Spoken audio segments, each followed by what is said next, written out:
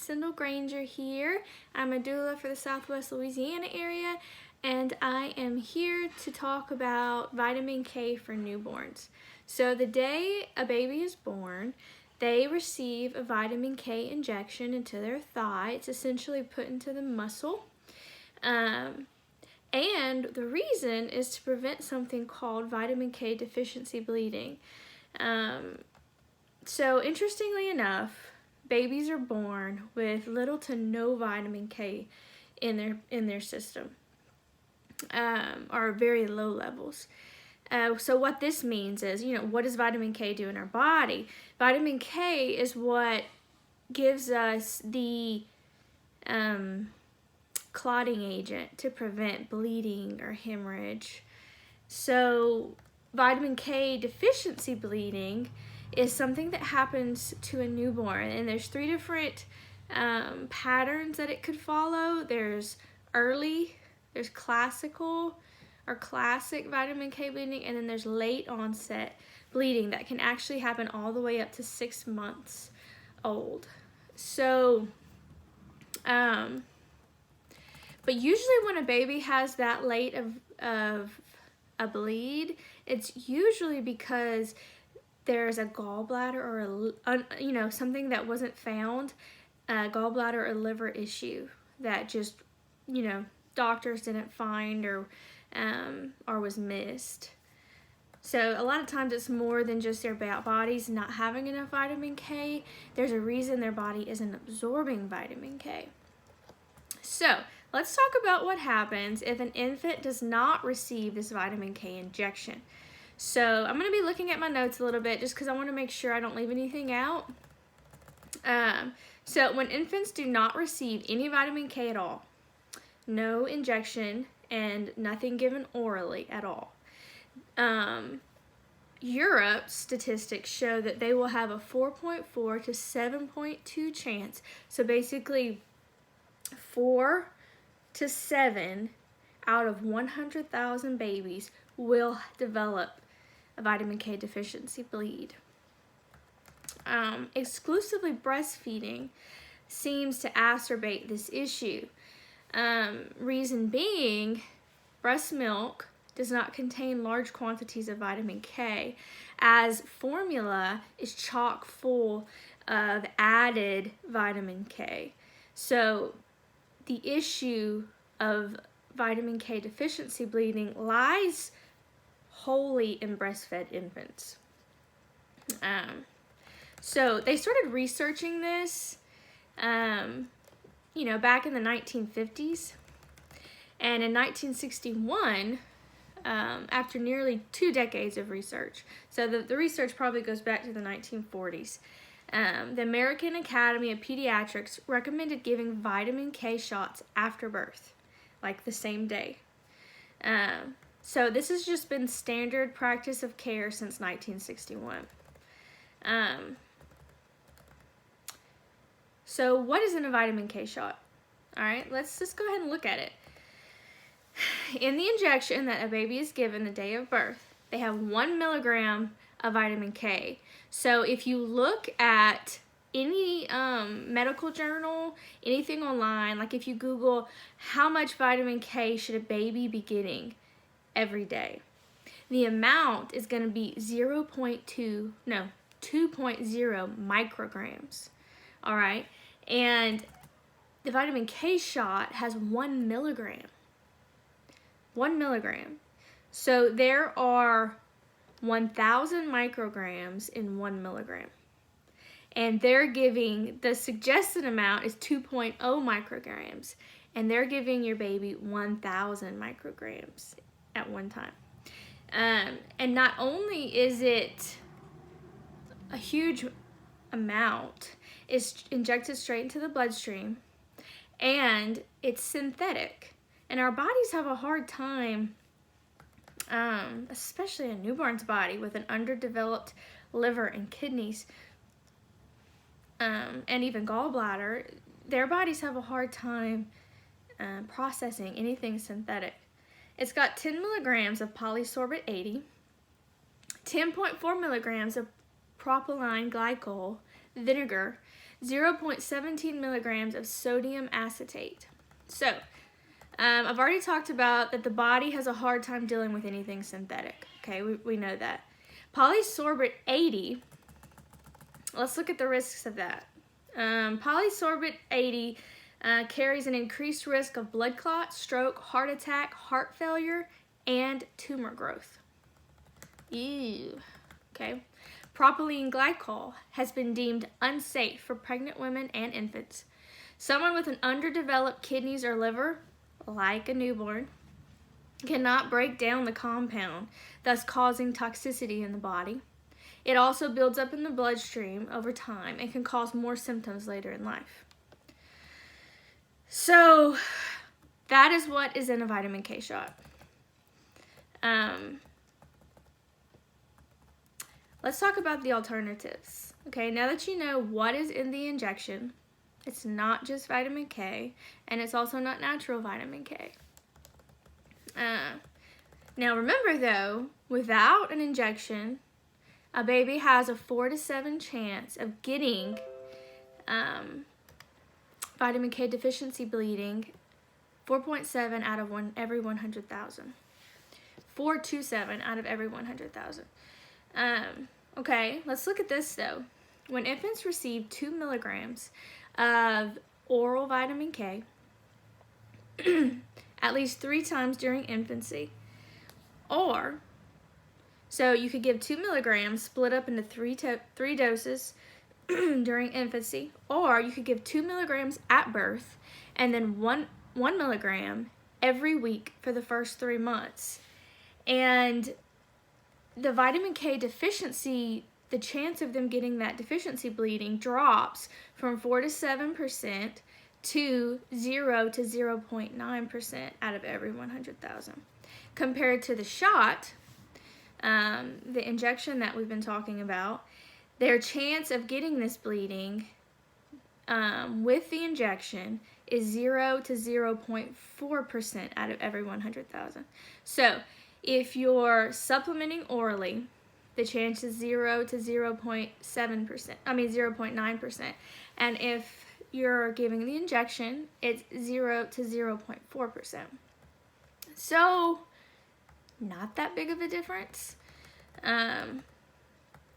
So what is my issue? What is my issue with the vitamin K injection? Besides the questionable ingredients, there's one other thing I want to talk about. If a mom, let me go to my research on that. They studied moms actually taking vitamin K supplements while breastfeeding. Let's see where it's at. Okay, here it is. So, a study looked at a small number of mother-infant pairs. First 10 pairs and then 20 pairs. The study took place in the U.S., and all of the infants actually received a vitamin K injection prior to the study. So, in the first phase, mothers were randomly assigned to take 2.5 milligrams or 5 milligrams of vitamin K1 daily by mouth. They found that the 5 milligram doubled the amount of vitamin K in breast milk compared to 2.5 milligrams. So they decided that the 5 milligram daily was the best choice. In the second part of the study, 22 mothers were randomly assigned to take either 5 milligrams of vitamin K or a placebo. All of these mothers were already eating, good amounts of foods that contained vitamin K. But the vitamin K had dramatic effect on breast milk levels of vitamin K. It increased it 70 times the placebo amount. All right.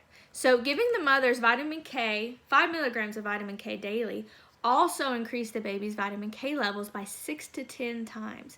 And blood markers of vitamin K deficiency were lower in the 5 milligram group. So the authors estimated that daily oral maternal supplements of 2 to 4 milligrams are necessary to see an essential increase in breast milk that would actually compare it to formula. So if a mom's taking 5 milligrams daily of vitamin K, she's going to contain in her breast milk the same amount as formula has. Okay, so I mean, that's huge. So not even giving it to the baby orally, you don't even have to do that. I mean, just the mom taking it makes a big difference. Okay, so we've talked about the statistics, we've talked about the numbers, we've talked about the dosages. So I want to talk a little bit more about the reasons I have an issue with the injection. So we've already talked about the questionable ingredients that are inside of it. My biggest issue is stem cells. All right, so there's been very little research done, but there's been enough to understand what is found inside of cord blood. So when a baby is born, it's standard practice in the US to cut the cord right away. It's been that way for 100 years. All right. Well, lately, last 10 years, ACOG changed their recommendations. And, they're like, it's okay. Let's let the baby, get at least 2 minutes of its own blood. So 40% of the baby's blood is still in the placenta when it's born. And if you just hold off 2 to 5 minutes, I mean, some moms hold off until after the placenta's born, which there's nothing wrong with that.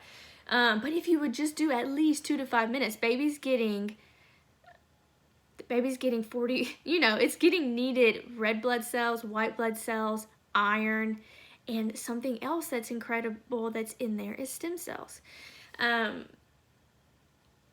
Stem cells are incredible. Like, people harvest stem cells for lots of money because they're so incredible. Like, they're something else that's found in cord blood is cancer fighting cells and T cells, and I mean, just really important things that babies need.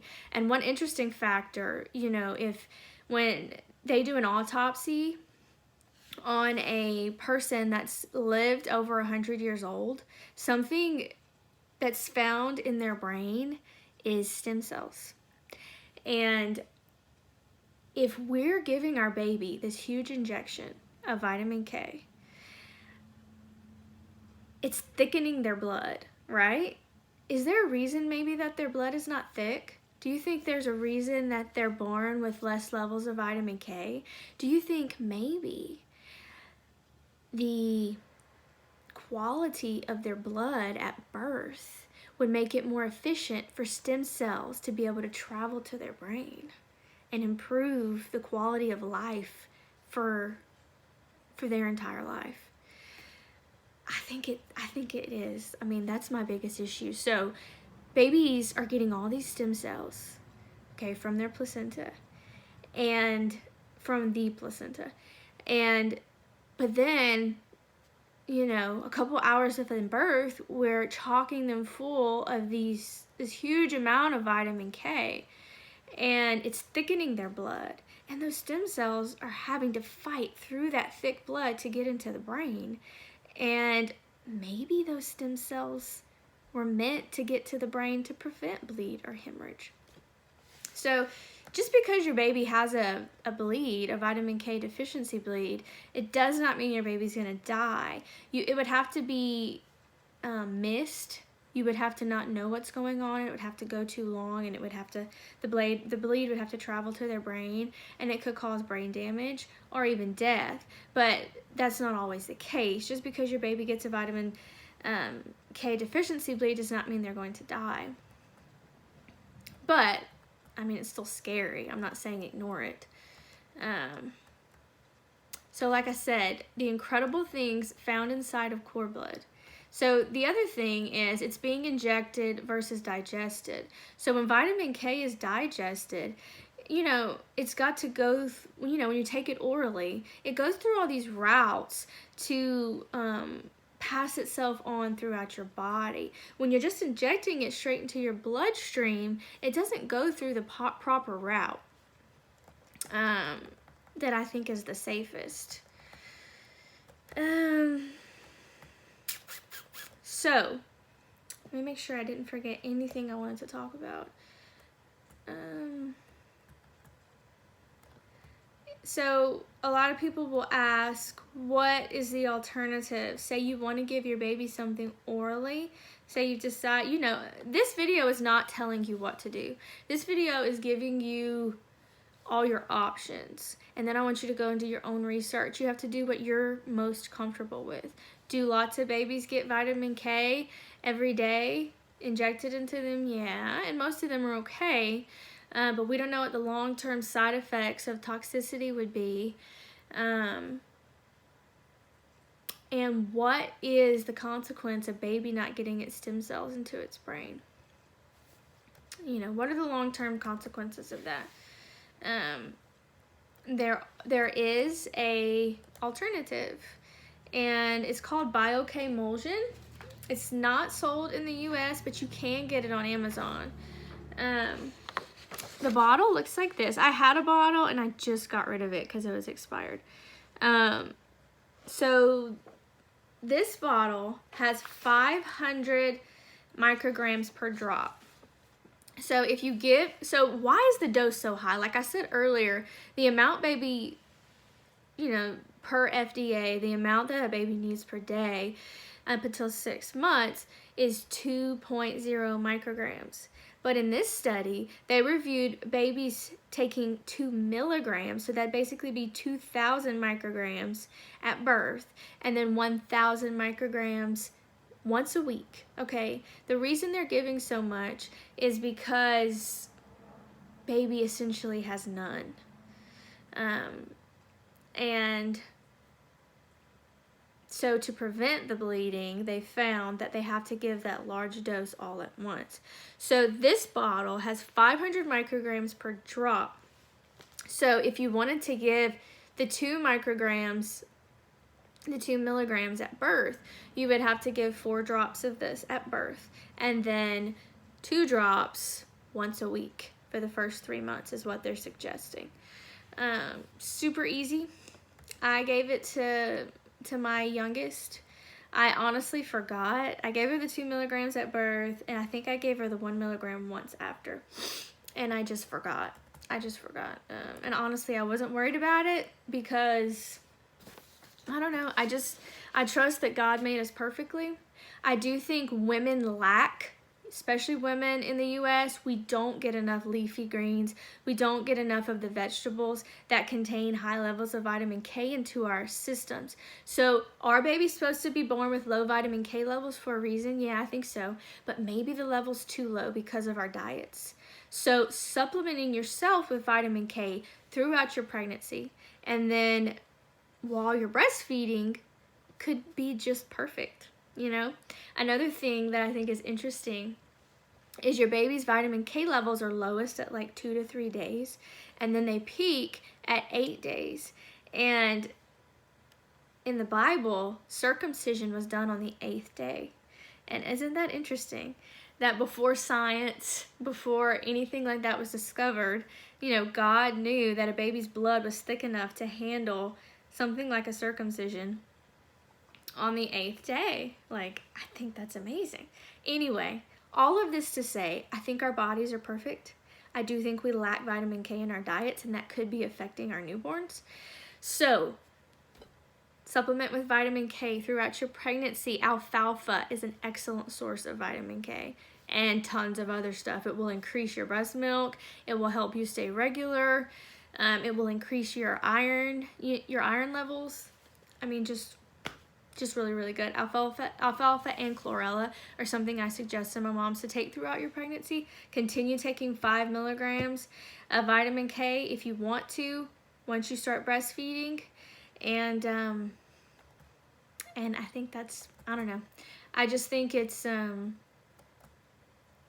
interesting, and studying your body, studying your baby's body. Anyway, that's all I've got to share for today. I'm sorry this was so long. I always go too long on my videos.